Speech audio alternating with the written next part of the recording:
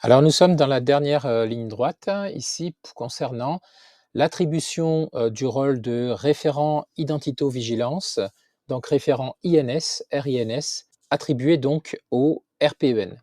Donc pour ça, il faut déjà que la décision soit prise en interne, hein, donc cette tâche me semble être évidente. Il faut que les directions décident que les, RPEN puissent, bénéficier de ce rôle-là et endosser ce rôle pendant le projet de sorte à pouvoir, comprendre comment ça fonctionne et puis surtout transmettre cette information ensuite dans l'organisation pour qu'à la fin du projet, ce rôle soit éventuellement distribué à d'autres personnes, d'autres acteurs.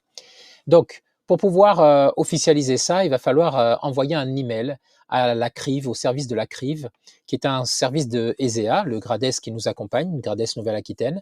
Donc, c'est un service interne à ce GRADES, ESEA, qui va valider vos RPEN comme étant les personnes qui sont RINS chez vous, référents INS.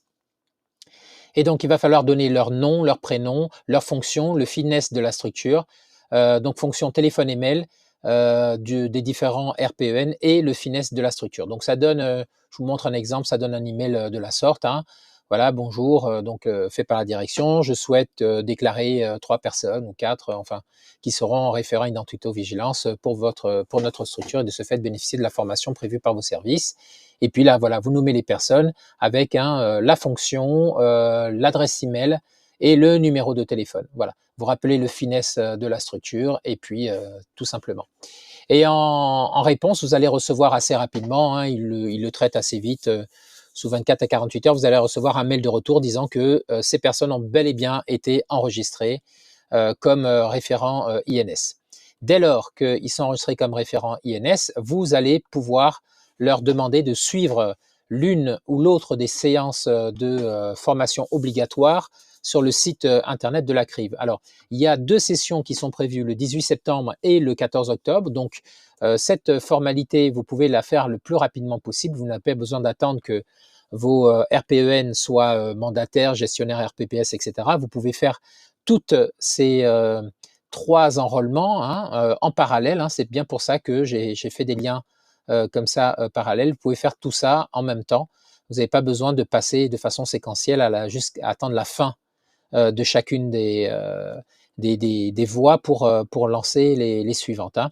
Donc ça, je vous recommande de le faire rapidement, de sorte à ce qu'ils puissent s'inscrire à la formation. Alors comment vous allez trouver cette formation? Vous cliquez sur le lien que je vous ai fourni ici et vous allez dans la partie actualité à agenda ici.